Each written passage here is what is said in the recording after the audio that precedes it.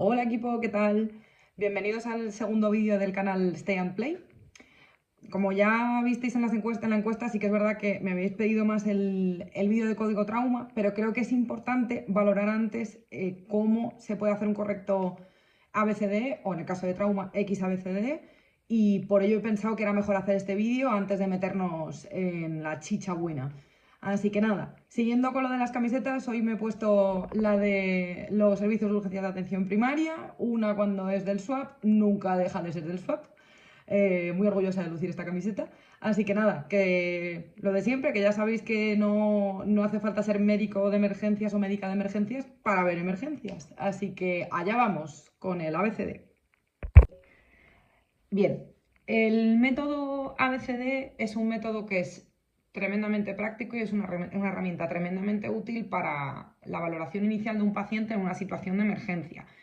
¿Quiere decir esto que no lo podemos utilizar para otros pacientes? No, se puede utilizar en pacientes que estén en una situación de urgencia y que nos pueda servir para no saltarnos ninguno de los pasos ni ninguna de las ramas de la exploración que nos puedan indicar que el paciente está en una situación crítica, ¿vale? Entonces, ¿por qué este orden? Bien, obviamente el orden alfabético del ABCD nos va a permitir acordarnos de una manera mucho más sencilla con la mnemotecnia, ¿vale? Pero además, lo interesante de esto es que cada letra indica el orden de importancia y de rapidez con la que mata cada causa a un paciente. Es decir, una afectación de la A va a matar antes que una afectación de la B, antes que la C, antes que la D y así sucesivamente, ¿vale? Entonces, ya sabemos que para el caso del trauma va a empezar con la X por la posibilidad de que haya una hemorragia exsanguinante, ¿vale? Pero en este caso vamos a ver primero el básico, ¿vale? Entonces, cuando nos llaman del centro coordinador y nos van comentando que hay un paciente que pueda estar en una situación urgente o eminentemente emergente, vamos a ir planteando la primera pregunta a la hora de valorarlo, que es si el paciente está consciente o no. Si el paciente no está consciente, lo primero que vamos a ver es si tiene pulso y si respira, ¿vale? En caso de que tenga pulso y respire, ¿vale? Nos vamos a ir a nuestro logaritmo ABCDE, ¿vale?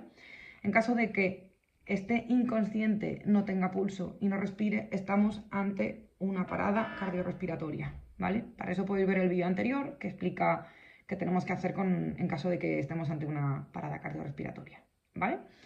En caso de que el paciente esté en una parada cardiorrespiratoria, pasemos al algoritmo de la parada cardiorrespiratoria y el paciente salga de la parada cardiorrespiratoria, se van a tener que hacer una serie de cuidados que se llaman los cuidados por resucitación, que van a pasar nada más y nada menos que por el ABCD. O sea que al final, salvo que estemos ante esta situación, siempre vamos a pasar por este algoritmo, ¿vale? Por esta herramienta. Entonces, estamos ante un paciente que está consciente o inconsciente, pero que tiene pulso y respira. Bien, nos vamos a ir a la A, ¿vale? En el momento en el que tenemos a este paciente, vamos a valorar la A. La A es de vía aérea y la vía aérea tiene una serie de cosas que tenemos que valorar en un primer momento. Bien, entonces, vamos a hacer una tabla que va a dividir herramientas diagnósticas y herramientas terapéuticas, pero esto es únicamente con una valoración primaria, ¿vale? Para que veáis que solamente con esta herramienta podemos orientar correctamente a un paciente y tratarlo de manera correcta, de tal manera que lo podamos estabilizar y llevárnoslo al hospital, ¿vale? Entonces, con la A, ¿qué vamos a ver? La A es de vía aérea, por lo tanto, tenemos que valorar si la vía aérea, voy a poner aquí diagnóstico y aquí terapéutico, ¿vale? Tenemos que valorar si la vía aérea está permeable o no está permeable. ¿Cómo vamos a hacer eso? Bien, pues vamos a ver la permeabilidad de la vía aérea. Si es un paciente que está consciente, si habla, si el paciente nos defiende la vía aérea y está hablando, quiere decir que la tiene permeable. Ok. El paciente no nos está hablando o está inconsciente. Bien, pues vamos a valorar que esa vía aérea esté obstruida o no obstruida. ¿Cómo lo vamos a hacer? Pues con la maniobra frente-mentón, que recordamos que en el caso de que sea trauma, esta maniobra no se puede hacer por si hay alguna posible fractura de las vértebras cervicales. Por lo tanto, vamos a hacer la maniobra de tracción mandibular, ¿vale? Entonces, en el caso de que estos pacientes tengan la vía aérea obstruida, ¿vale? O que no puedan defender la permeabilidad de la vía aérea porque estén inconscientes, ¿qué podemos hacer? Pues bien, si no hay ninguna obstrucción, se utilizará una cánula orofaringea, también conocida mundialmente como Guedel, ¿vale? Que ya lo vamos a medir con la línea media de los incisivos hasta el lóbulo de la oreja, ¿vale? O bien con el ángulo mentoniano, ¿vale? O sea, de la línea de mentón al ángulo mandibular, perdón. En el caso de que haya una obstrucción, ¿qué vamos a hacer? Utilizar las pinzas de Magil, ¿vale? Lo suyo es que si el paciente no está en parada y estamos ante una situación de obstrucción, vayamos a hacer las maniobras de OACE, las de obstrucción de vía aérea por cuerpo extraño, e intentar no hacer barrido digital. ¿Por qué? Porque corremos el riesgo de que nos peguen un bocado en el dedo y nos lo lleven por delante. No es lo más indicado, pero se puede utilizar, ¿vale? En el caso de soporte vital básico, sí que es verdad que también es muy importante la posición del paciente, ¿vale? Aquí voy a marcar el Guedel en rojo porque es una maniobra salvadora, ¿vale? Eso ya veremos luego por qué es importante. Entonces, una vez resuelta la A, vamos a pasar a la siguiente letra. Si tenemos resuelta la A, podemos pasar a la siguiente, la B. La B va a ser la respiración. Entonces, nosotros, ¿qué herramientas diagnósticas tenemos para valorar la respiración? Bien, pues primero la frecuencia respiratoria, que la debemos medir porque es importante para valorar el estado del paciente en numerosos cuadros, no únicamente en cuadros respiratorios, ¿vale? También metabólicos e incluso en infecciones sistémicas, ¿vale? Y por otro lado vamos a tener el pulso oxímetro, que nos va a dar mucha información, ¿vale? La saturación, importante que por debajo de 92 ya estamos en una situación de hipoxemia, ¿vale? A menos que sea en caso de POC, que en ese caso va a ser 88%, ¿vale? Y la IPAP. La IPAP es un acrónimo para inspección, palpación, auscultación y percusión, ¿vale? Y esto nos va a permitir poder diferenciar de unos diagnósticos a otros con pacientes que puedan tener o no una vea afectada.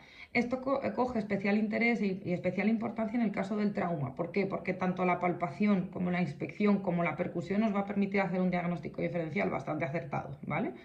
Sobre todo que podemos valorar cómo va a ser la evolución del paciente, sobre todo con inspección y palpación, ¿vale? Bien, entonces, si yo tengo un paciente que tiene la vea afectada, ¿cómo puedo optimizarle esa V? Con oxigenoterapia, ¿vale? Pero no solo con oxigenoterapia. Hay una cosa previa que se puede hacer a la oxigenoterapia que puede mejorar el estado de muchos pacientes que suelen ser los típicos pacientes que llaman alarmados porque tienen un paciente de edad avanzada, con sobrepeso, que mientras está plácidamente dormido se le pone el pulso oxímetro y está desaturado, lo que llaman ellos desaturado. ¿Qué es lo primero que tenemos que hacer? Cambio postural. Al paciente se le debe poner de 45 a 90 grados, preferible 90 grados, ¿vale? En caso de que sea un paciente que sí que es verdad que plantee una situación en la que se presenta trabajo respiratorio, lo vamos a poner directamente a 90 grados, ¿vale? Todo paciente con disnea tiene que tener como primer tratamiento cambio postural, ¿vale? Bien, una vez tenemos esto realizado y si el paciente no mejora o mejora levemente, vamos a pasar a la optimización de la oxigenoterapia, ¿vale? Entonces, tenemos una serie de dispositivos que nos van a dar un flujo determinado a una FiO2 determinada, ¿vale? Entonces, el primer dispositivo que tenemos van a ser las gafas nasales, ¿vale? Las gafas nasales se pueden poner hasta 3 litros. Más allá de 3, 3,5 ya empieza a fugar más de lo que aporta. Y la FiO2 va a ser por encima de 24, ¿vale? Entre 24 y 28, un poquito por ahí, ¿vale? El caso es que lo más importante es que a más de 3 litros ya empieza a fugar más de lo que le está aportando al paciente, ¿vale? En caso de que este dispositivo no nos permita llegar a la saturación ideal del paciente, ya vamos a pasar a Ventimask o a Venturi, ¿vale? Como sabéis, hay diferentes dispositivos que se pueden utilizar para la mascarilla Venturi. Los hospitales tienen uno que es un dispositivo que va a permitir modular el flujo, modular la FiO2 con un único dispositivo. Sin embargo, los más frecuentes y los que hay en SWAP y en la mayoría de los SWAP y por lo menos en el 061 son las boquillas de diferentes colores, ¿vale? Yo las boquillas obviamente no me las sé, tengo una chuletilla, pero sí que me sé que en el 0 llevamos bajo flujo, medio flujo y alto flujo. Llevamos la blanca que son 4 litros, la amarilla que son 6 y la verde que son 15, ¿vale? Entonces, El flujo que podemos poner con el Ventimask, bien, va a ser de unos 4 litros a 15, ¿vale? Y la FiO2 va a oscilar entre 28 hasta aproximadamente 60, ¿vale? No llega a 60 de FiO2 porque precisamente el Ventimask, al ser un dispositivo de alto flujo y no tan alta concentración, va a fugar bastante, ¿vale? Tenemos un paciente que con el Ventimask no conseguimos optimizarla de una manera más correcta la saturación en sangre ni llegar a su saturación óptima. Bien, ¿qué vamos a utilizar? El siguiente dispositivo es el reservorio, ¿vale? El reservorio se va a poner siempre a 15 litros y va a tender a llegar al 100% de la FiO2. ¿Por qué? Por lo mismo que comentaba antes, hay una cantidad de fugas por el aire que se administra que el paciente no va a conseguir recibir el 100% por las propias fugas que presenta el sistema de oxigenoterapia, ¿vale? Entonces aquí os planteo una pregunta. ¿Qué pacientes se van a beneficiar más de un reservorio y de un Ventimask? Bien, esta es una pregunta importante porque aquí es donde se entiende realmente cuál de las dos nos va a interesar más para qué tipo de paciente y por qué, teniendo las dos el mismo flujo, me va a interesar más una u otra. Bien, si tenemos un caso en el que hay un paciente que tiene una afectación alveolar, nos va a interesar, y un trabajo respiratorio importante, pero no muy exagerado. Vamos a poner el caso que tanto se vio en la pandemia, que es el del caso de COVID con neumonía bilateral. Había pacientes que no tenían una gran tequipnea ni un gran trabajo respiratorio que podían tirar con reservorio. Vale. ¿Qué quiere decir esto? Son pacientes que tienen una patología alveolar y por lo tanto necesitan que el oxígeno que llegue esté a altas concentraciones para poder hacer un intercambio de la membrana alveolocapilar que vaya a permitir que la hemoglobina se cargue a tope de oxígeno, por lo tanto que el poquito que llegue al 100%. ¿En qué caso vamos a necesitar un Ventimask a 15 litros? Habéis visto que la diferencia de aplicación de oxígeno del reservorio al Ventimask, que lo habréis visto en vuestra práctica, es que el Ventimask parece la olla loca de la feria y el reservorio es como si fuera mindfulness respiratorio. Entonces, aquí, ¿dónde vamos a utilizar un Ventimask a 15 litros que nos esté dando aire a lo bestia? Bien, aquí lo vamos a utilizar para pacientes que presenten trabajo respiratorio intenso, ¿vale? Gran taquipnea, respiración con empleo de musculatura accesoria, que tengan sobre todo patología a nivel bronquial, es decir, a un asmático, por ejemplo, se va a beneficiar mucho de que le entre alta presión porque le va a permitir hacer un pelín de reclutamiento. Esto no tiene PIP, ¿vale? No tiene una presión expiratoria al final de la expiración añadida sobre la suya, pero sí que nos va a permitir al meterle tanto aire que le llegue más aire a una concentración un poquito más bajita, porque la afectación no es alveolar, la afectación es bronquial, ¿vale? ¿Entendido? Esto lo vamos a utilizar más para pacientes con patología alveolar y esto para pacientes con patología bronquial, ¿vale? Bien, ¿qué pasa si yo he utilizado ya mis mis medios de optimización de oxigenoterapia, pero que no me funcionan, que da igual que yo le ponga el reservorio al paciente, que mi paciente no tira? Bien, aquí ya vamos a dar un salto cualitativo. Vamos a pasar a la ventilación mecánica no invasiva. Para esto es tremendamente crucial que el paciente esté colaborador, es decir, no me vale un bajo nivel de conciencia, porque si no el paciente no va a poder, o no me vale un agotamiento. En caso de agotamiento o bajo nivel de conciencia vamos a utilizar un modo determinado en la ventilación mecánica no invasiva, que eso si queréis os hago otro vídeo en otro momento para explicarlo, pero lo suyo es que el paciente esté colaborador, ¿vale? Si no, ya tendríamos que pasar a medidas invasivas, ¿vale? Pero bueno, eso sí, dicho un poco grosso modo, si queréis me podéis preguntar por privado o puedo hacer otro vídeo acerca de los métodos de ventilación mecánica no invasiva. Bien, la ventilación mecánica no invasiva, el flujo en principio va a ser el que nosotros queramos poner en el aparato, ¿vale? Y la FiO2 va a depender. Por ejemplo, nosotros llevamos en la UBI móvil del 061 un respirador Weinmann que nos va a permitir poner dos modos de FiO2, o bien Airmix o bien una FiO2 al 100%. Entonces, ¿en qué pacientes me va a interesar a mí desde el principio poner un Airmix? Vale, realmente a los pacientes en los que nos va a interesar poner un Airmix desde el principio va a ser a los pacientes con EPOC, que tengan una reagudización de su patología EPOC de base, ¿ok? En el caso de que tengamos un edema agudo de pulmón, nos interesa poner oxígeno al 100%. Esto dicho es un poco chapucero porque sí que es cierto que la hiperoxia a los pacientes también les daña, sea la patología que sea. Tanto a un paciente intubado, que lo veremos ahora, como cualquiera de estos dos pacientes, nos interesa tenerlo en Airmix. ¿Por qué? Porque tenemos que intentar dañar lo mínimo posible al paciente con la FiO2 más bajita. Por lo que comentaba, porque la hiperoxia también daña a nivel alveolar a largo plazo y realmente no nos interesa mantener un 100%. Si el paciente me mantiene unas saturaciones por encima de 95, no tengo por qué mantener la FiO2 al 100% en el caso de un edema agudo del pulmón. ¿Vale? Bien. Después de la ventilación mecánica no invasiva, todo esto son dispositivos que utilizamos en extrahospitalaria, ¿vale? Ya sabéis que ventilación mecánica no invasiva, en las UCIs de hospital hay más dispositivos, pero estos son los que tenemos nosotros, ¿vale? Que van a ser CPAP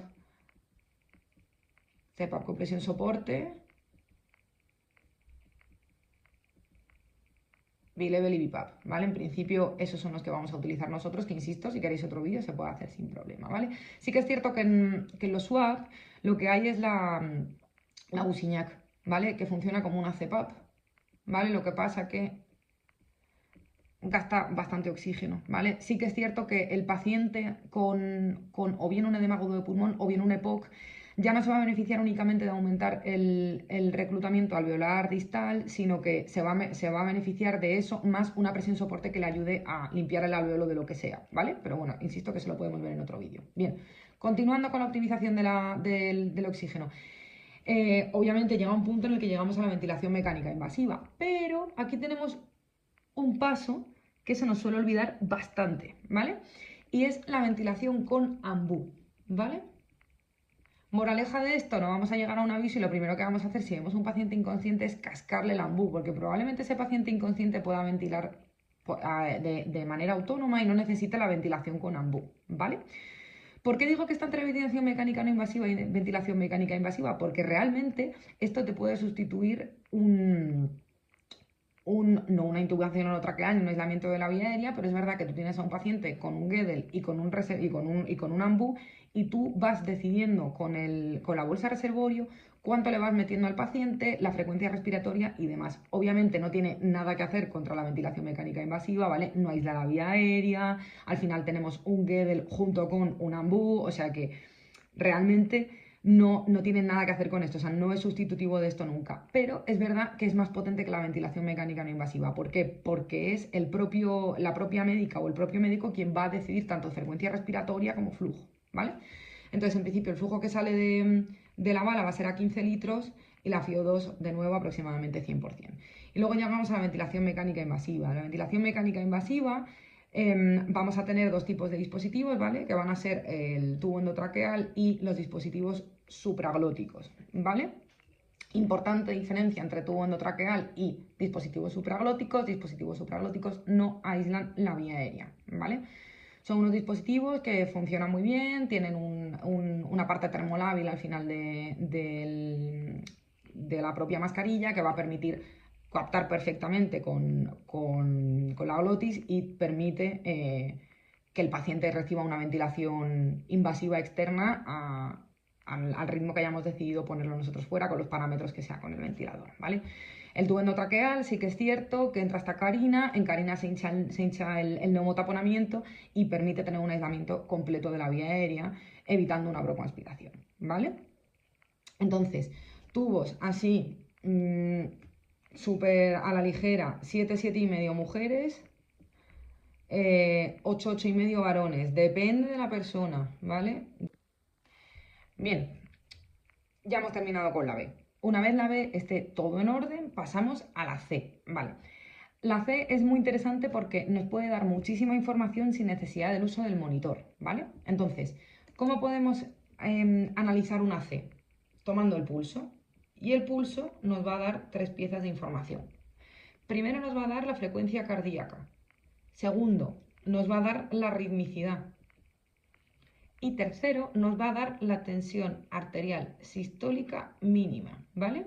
Si tenemos pulso radial, vamos a tener un mínimo de 80 de sistólica. Si tenemos femoral, vamos a tener un mínimo de 70. Y si tenemos carotidio, tenemos un mínimo de 60, ¿vale? Aquí ya tenemos bastante información. De hecho, hasta aquí es donde llega la similitud con la valoración primaria del XABCDE. Y hasta aquí podemos saber ya muchísima información del trauma. Aquí podemos valorar si el paciente está chocado, podemos valorar si el paciente presenta una FA, podemos valorar si el paciente tiene una taquicardia o una bradicardia, que nos puede indicar mucho hacia dónde tenemos que enfocar y orientar el paciente en un trauma y fuera de un trauma, ¿vale? Otro dato que podemos sacar sin necesidad del monitor es el relleno capilar, que va a estar correcto si está por debajo de 2 segundos, ¿vale? Una vez tengamos esto concluido, ya sí podemos pasar al monitor, ¿vale? Y en el monitor, ¿qué podemos obtener? Una tensión arterial reglada y un electrocardiograma de 12 derivaciones, ¿vale?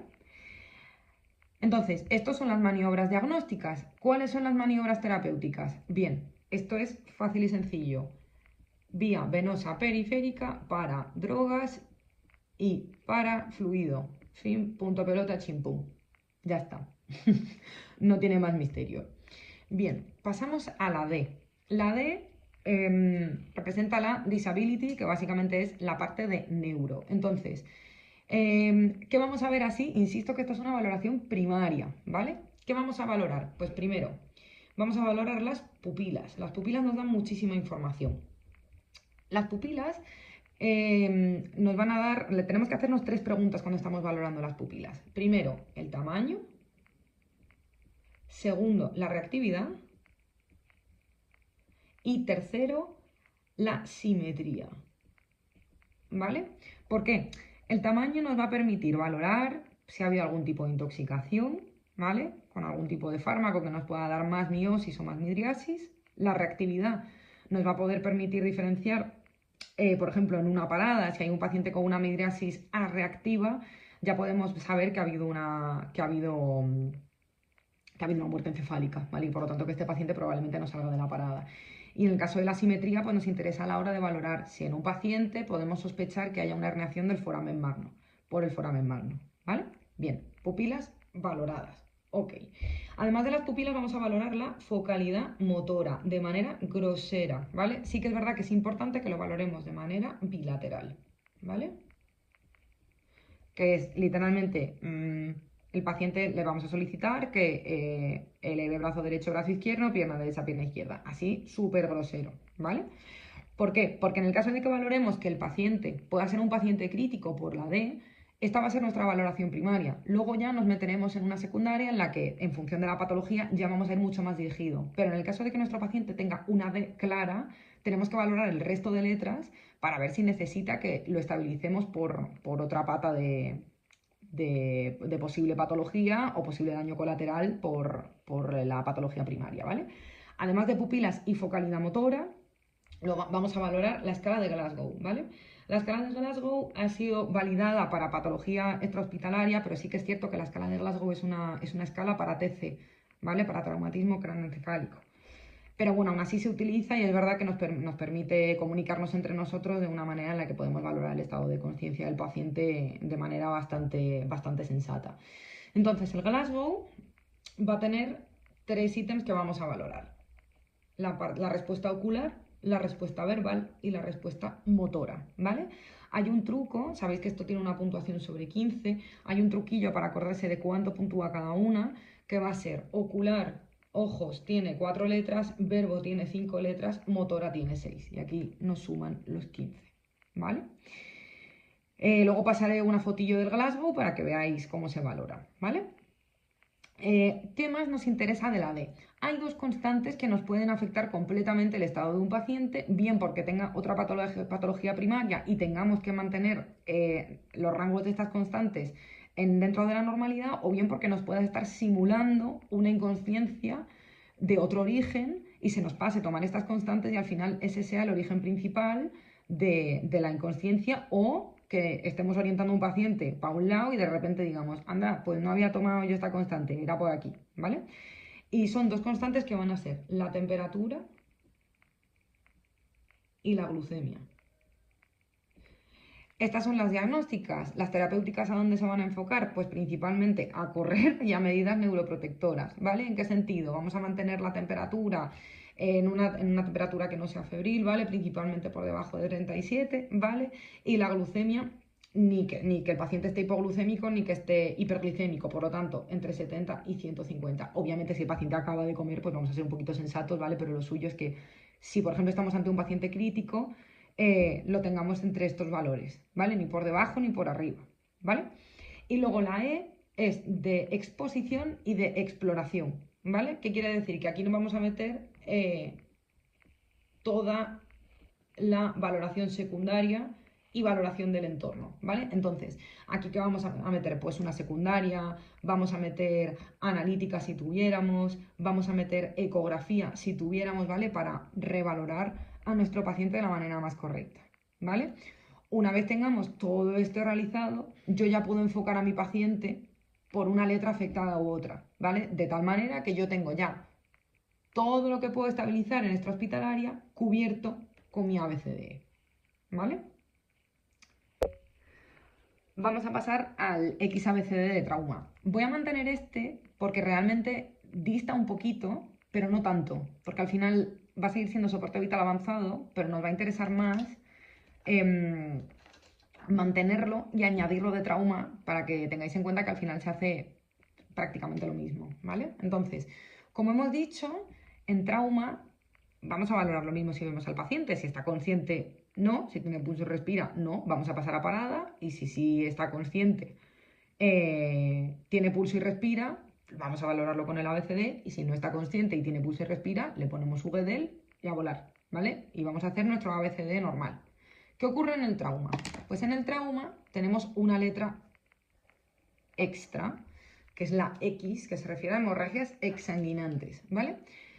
En caso de que tengamos una hemorragia exsanguinante, vamos a tener una serie de elementos en la ambulancia que nos va a permitir tratar esta hemorragia exsanguinante.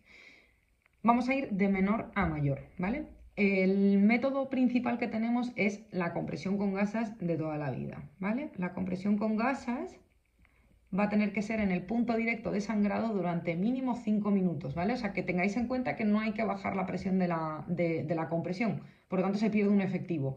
Que tenéis gente en la escena que nos pueda ayudar y demás, genial, les ponéis a ellos, pero tened en cuenta que si ocupáis a alguno de vuestros compañeros a comprimir, se pierden 2 manos, ¿vale?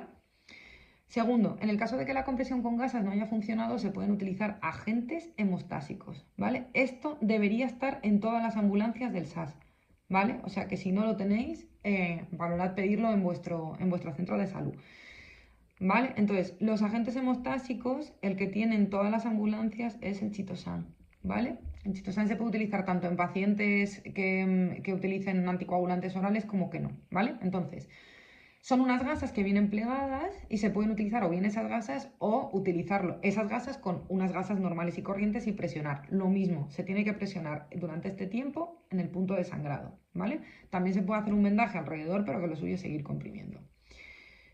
Tercero, el vendaje israelí. El vendaje israelí es el paso previo al torniquete, ¿vale? Entonces, básicamente es como una hebilla que vamos a poner encima del punto de sangrado con un vendaje que va a pasar por encima de tal manera que va a ejercer presión sobre el punto sangrante. Y el cuarto es el torniquete. Brico consejo, si queréis llevar un torniquete encima, los de Amazon están bastante bien y vienen 3 por 25 euros creo que son y están bastante bien. Yo llevo uno en el coche por si las flies nunca se sabe. Entonces, ¿el torniquete dónde se va a poner? Se va a poner en miembros, no se va a poner nunca en pliegues, ¿vale? Entonces, ¿cuánto lo vamos a poner? 4 centímetros por encima del punto sangrante, nunca en pliegues ni en articulaciones, y en el caso de que esto no corte el sangrado, se puede poner un segundo, 1 o 2 centímetros por encima del primero, ¿vale? ¿Qué nos interesa con el torniquete? Que se pierda el pulso distal, de tal manera que no se esté perdiendo sangre. Entonces, en el caso de que estemos con un paciente que esté en medio rural, sí que nos interesa perder el pulso distal. Si estamos en medio urbano, realmente no hace falta, con que bajemos el flujo hasta un punto en el que no perdamos el pulso y haya una mínima pérdida de sangre, se puede tolerar, ¿vale? Y vamos, que si la corona es menor de 15 minutos no hace falta perder el pulso distal. ¿Cuánto tiempo se puede tener un torniquete? Desde 2 hasta 6 horas. No hace falta hacer descansos y los últimos estudios están ya apuntando a que se puede tener muchísimas más horas, ¿vale? Que digan lo que quieran en las puertas del hospital, pero eso es lo que dice la ciencia. Así que nada, bien, una vez tenemos nuestra X cubierta, vamos a pasar a la A. La A, aquí gana un componente más, lo voy a poner en negro para diferenciarlo, ¿vale? Aparte de ver la vía aérea, ¿vale? Vamos a valorar la estabilidad cervical, ¿vale? De tal manera que en cuanto lleguemos al paciente trauma, lo que vamos a hacer es estabilizarle el cuello, ¿vale? Por si hubiera, por el traumatismo, cualquier tipo de posibilidad de fractura de vértebras cervicales, ¿ok? Entonces, en el caso de que el paciente cumpla alguno de los criterios Nexus, que los pongo aquí, ¿vale? Vamos a ponerle el collarín. Sí que es cierto que veréis que hay gente que se lo pone a todo el mundo, pero los criterios Nexus son lo que se está apoyando ahora y en principio son estos los criterios por los que se debería poner collarín. Y de hecho es verdad que los pacientes que se les ha puesto collarín sin necesidad y sin cumplir ningún criterio Nexus luego ha tenido dificultad a la hora de recuperar movilidad cervical y han presentado lordosis forzadas y rigidez. ¿Vale? O sea que cuanto menos dolor y daño le podamos generar al paciente en un primer contacto, muchísimo mejor. ¿Vale? Entonces, ¿qué maniobra vamos a hacer aquí para valorar la permeabilidad? La tracción mandibular, ¿vale? Y en el caso de estos pacientes, ¿qué vamos a poner? Pues collarín. Los collarines pueden ser los X-Collar, que estos creo que ya los van a retirar de las ambulancias, y los Philadelphia, que son los que tenemos todas las ambulancias, ¿vale? Ya sabéis que se mide el cuello desde el ángulo desde el ángulo mandibular hasta clavícula y el número de dedos va a ser lo que tenemos que poner en el lateral del collarín para valorar en qué punto lo dejamos con la altura determinada del cuello, ¿vale?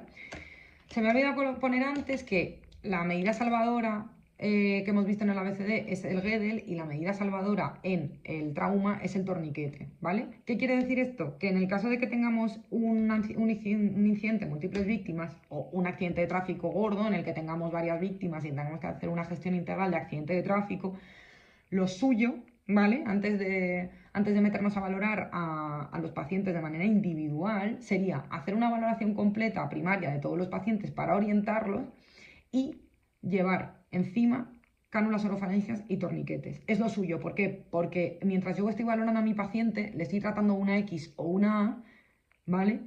De manera salvadora y preventiva para poder luego tratarlo, ¿vale? Porque como os he dicho, las letras que van antes son las que más matan. Entonces tenemos maniobras salvadoras en la A y en la X, ¿vale? Ok. Una vez tenemos todo esto resuelto, vamos a pasar a la B, ¿vale? ¿Qué tiene de especial la B? Vale. La B en el trauma, ante un paciente con un politrauma, lo primero que vamos a hacer de terapia de oxígeno, ¿vale? Va a ser cascarle un reservorio, siempre, ¿vale? ¿Por qué? Porque el paciente, si es un politrauma de verdad, se va a beneficiar del aporte de oxígeno al 100%. ¿Que luego podemos desescalar? Estupendo, pero de primeras en un paciente politrauma se lo vamos a poner, ¿vale? Hay una serie de patologías dentro del paciente politrauma que se van a poder tratar si se sospechan en la B, ¿vale? Que van a ser el neumotórax a tensión, que obviamente si el paciente está con un neumotórax a tensión estará parado, ¿vale? Aunque si tenemos un neumotórax y preveemos que se va a poder poner a tensión, lo vamos a tener que drenar, ¿vale? El neumotórax abierto, ¿vale? Que son las heridas penetrantes de torácicas que soplan, ¿vale? A eso se le puede poner un tratamiento que es el parche de Asherman, que luego os pondré una fotillo para que lo veáis, ¿vale? O el bolet costal. El bolet costal realmente el tratamiento va a ser analgesia y prioridad quirúrgica. Esto es alertar a cirugía torácica antes de llegar al hospital, ¿vale? Bien, en el caso de la C, ¿vale? La C va a tener la parte la parte diagnóstica va a ser la misma, sin embargo la parte terapéutica va a tener un trato diferente, ¿vale? La parte terapéutica va a ser una silla de 3 patas, ¿vale? La primera pata va a ser la fluidoterapia, ¿vale? La segunda va a ser el ácido tranexámico. Y la tercera va a ser el cinturón pélvico, ¿vale?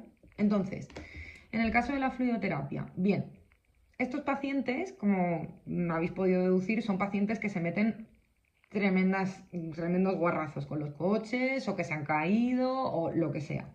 Entonces son pacientes que puede y tienden, y lo más frecuente es que tengan una pérdida de sangre más o menos importante, ¿vale? Entonces, la fluidoterapia va a ser muy importante. Sí que es cierto que el tratamiento directo y que más necesitan los pacientes son hemoconcentrados de sangre en el caso de que nos encontremos ante un shock hipovolémico. Pero es cierto que en las ambulancias no llevamos sangre. Entonces, ¿cómo vamos a tratar con fluidoterapia? Bien, si el paciente tiene pulso radial, es decir, que su tensión arterial sistólica sea mayor a 80 milímetros de mercurio, vamos a hacer una reanimación permisiva. ¿Qué quiere decir esto?